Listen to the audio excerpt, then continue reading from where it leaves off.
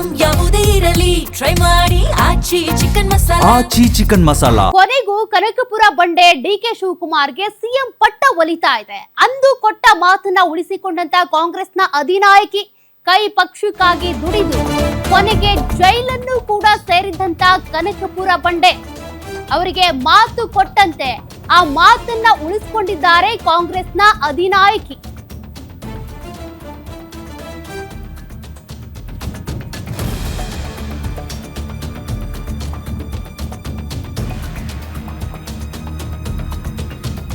ಎರಡ್ 2023ರ ಮೇ 19ರ ಚಿತ್ರಣವನ್ನ ನೆನೆಸ್ಕೊಂಡ್ರೆ ನಿಮಗೆ ಆ ಒಂದು ಇಮ್ಯಾಜಿನೇಷನ್ ಬರುತ್ತೆ.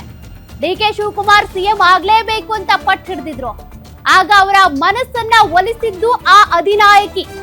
ಕನಕಪುರ ಬಂಡೆ ಏನಿದ್ದಾರೆ ಕಲ್ಲಿನಂತಿದ್ದ ಅವರ ಮನಸ್ಸನ್ನ ಒಲಿಸುವಲ್ಲಿ ಯಶಸ್ವಿಯಾಗಿದ್ರು ಆ ನಾಯಕಿ. ಪಕ್ಷಕ್ಕೆ ದುಡ್ದಿದ್ದೀರಾ, ನಾನ್ ಹೇಳೋವರೆಗೂ ಕಾಯಿರಿ ಅಂತ ಹೇಳಿದ್ರು. ಜೈಲಿನಲ್ಲಿದ್ದಾಗ ಆರೋಗ್ಯ ವಿಚಾರಿಸಿ ಭರವಸೆ ಕೊಟ್ಟಿದ್ದಂತ ಸೋನಿಯಾ ಗಾಂಧಿ ಜೈಲಿನಿಂದ ನೀವು ಆಚೆ ಬರ್ತಿದ್ದಂತೆ ಕೆಪಿಸಿಸಿ ಅಧ್ಯಕ್ಷರನ್ನಾಗಿ ಮಾಡ್ತೀವಿ ಅಂದಿದ್ರು. ಸಮಯ ಬಂದಾಗ ಸಿಎಂ ಮಾಡ್ತೀವಿ ಅಂತ ಕೂಡ ಭರವಸೆ ಕೊಟ್ಟಿದ್ರು. ಸೋನಿಯಾ ಗಾಂಧಿ ಹೇಳಿದಂತೆ ಅವರು ಮನವೊಲಿಸಿದಂತೆ ಮನವೊಲೈಕೆ ಆಗಿತ್ತು ಡಿಕೆ ಶಿವಕುಮಾರ್ ಅವರದ್ದು. ತಾಳ್ಮೆಯಿಂದಲೇ ಕಾದಿದ್ರು ಕನಕಪುರ ಬಂಡೆ. ಆಗ 2023ರಲ್ಲಿ ಇದ್ದಂತ ಆ ಒಂದು ಸಂಕಷ್ಟದ ಪರಿಸ್ಥಿತಿಯನ್ನ ನಿಭಾಯಿಸಿದ್ದೆ ಸೋನಿಯಾ ಗಾಂಧಿ. ಡಿಕೆ ಶಿವಕುಮಾರ್ ಅವರ ಮನವೊಲಿಸಿದ್ರು. ಅವರು ಸಿಎಂ ಆಗ್ಬೇಕು ಅಂತ, ಸಿದ್ದರಾಮಯ್ಯನವರು ಸಿಎಂ ಆಗ್ಬೇಕು ಅಂತ. ಆ ಸಂದರ್ಭದಲ್ಲಿ ಸಿದ್ದರಾಮಯ್ಯನವರು ಮಾತೇ ಆಡ್ತಾ ಇರ್ಲಿಲ್ಲ, ಬರೀ ವಿಜುವಲ್ ಹೊಡ್ಕೊಂಡು ಓಡಾಡ್ತಾ ಇದ್ರು, ಎಲ್ಲೂ ರಿಯಾಕ್ಟ್ ಮಾಡಿರ್ಲಿಲ್ಲ. ನೆನೆಸ್ಕೊಳ್ಳಿ, ಆ ಸಂದರ್ಭವನ್ನ ಬಹಳ ಸಮರ್ಥವಾಗಿ ನಿಭಾಯಿಸಿದ್ರು ಸೋನಿಯಾ ಗಾಂಧಿ. ಡಿಕೆ ಶಿವಕುಮಾರ್ ಅವರಿಗೆ ಭರವಸೆ ಕೊಟ್ಟಿದ್ರು, ಮುಂದೊಂದು ದಿನ ಸಿಎಂ ಆಗ್ತೀರಿ, ಆ ಪಟ್ಟ ಕೊಡ್ತೀವಿ, ತಾಳ್ಮೆಯಿಂದ ಕಾಯಿರಿ ಅಂತ. ಈಗ ಕೊಟ್ಟ ಮಾತನ್ನ ಉಳಿಸ್ಕೊಂಡಿದ್ದಾರೆ ಸೋನಿಯಾ ಗಾಂಧಿ. ಪಕ್ಷಕ್ಕಾಗಿ ಜೈಲ್ ಸೇರಿದ್ರು ಡಿಕೆ ಶಿವಕುಮಾರ್. ಕೆಪಿಸಿಸಿ ಅಧ್ಯಕ್ಷರಾಗಿ ಕಾಂಗ್ರೆಸ್ ಪಕ್ಷ ಅಧಿಕಾರಕ್ಕೆ ತಂದಿದ್ದೇ ಡಿಕೆ ಶಿವಕುಮಾರ್. ಪಕ್ಷ ಸಂಘಟನೆ ಮಾಡಿದ್ರು, ಪಕ್ಷಕ್ಕಾಗಿ ದುಡಿದು ದೇಶದಲ್ಲೇ ಮಾಡೆಲ್ ಸರ್ಕಾರ ಅಂತ ಬ್ರ್ಯಾಂಡ್ ಕ್ರಿಯೇಟ್ ಮಾಡಿದ್ರು.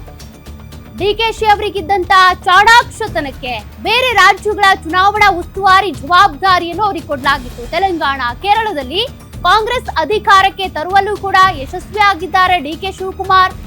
ಇದೀಗ ಅದೇ ವರ್ಚಸ್ಸಿನಲ್ಲಿ ಡಿಸಿಎಂ ಇಂದ ಸಿಎಂ ಹುದ್ದೆಗೆ ಪದೋನ್ನತಿ ಸಿಗ್ತಾ ಇದೆ. ಪಕ್ಷಕ್ಕಾಗಿ ತ್ಯಾಗ ಮಾಡಿದಂತ ಡಿಕೆ ಶಿವಕುಮಾರ್ ಪ್ರತಿ ನಡೆಯನ್ನು ಸೋನಿಯಾ ಗಾಂಧಿ ಗಮನಿಸಿದ್ರು. ಸೋನಿಯಾ ಗಾಂಧಿ ಬೆನ್ನಿಗೆ ಕೊನೆ ಕ್ಷಣದಲ್ಲಿ ನಿಂತಿದ್ದು ಪ್ರಿಯಾಂಕಾ ಗಾಂಧಿ. ನಿನ್ನೆ ಪ್ರಿಯಾಂಕಾ ಗಾಂಧಿ ಎಂಟ್ರಿ ಆಗ್ತಾ ಇದ್ದಂತೆ ಡಿಕೆ ಶಿವಕುಮಾರ್ ಅವರ ಸಿಎಂ ಲೈನ್ ಕ್ಲಿಯರ್ ಆಗೋಯ್ತು.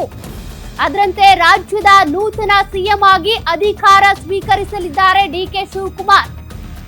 ಕೊನೆಗೂ ಕೊಟ್ಟ ಮಾತನ್ನ ಉಳಿಸಿಕೊಂಡಿದ್ದಾರೆ ಸೋನಿಯಾ ಗಾಂಧಿ. ಡಿಕೆ ಶಿವಕುಮಾರ್ ಅವರ ಪರವಾಗಿ ಪ್ರಿಯಾಂಕಾ ಗಾಂಧಿ ಅವರು ಬ್ಯಾಟ್ ಬೀಸ್ತಾ ಇದ್ರು. ಇನ್ನು ಸಿದ್ದರಾಮಯ್ಯನವರ ಪರವಾಗಿ ರಾಹುಲ್ ಗಾಂಧಿ ನಿಂತಿದ್ರು, ಅವರೇ ಸಿಎಂ ಆಗಿ ಕಂಟಿನ್ಯೂ ಆಗ್ಬೇಕು ಅಂತ.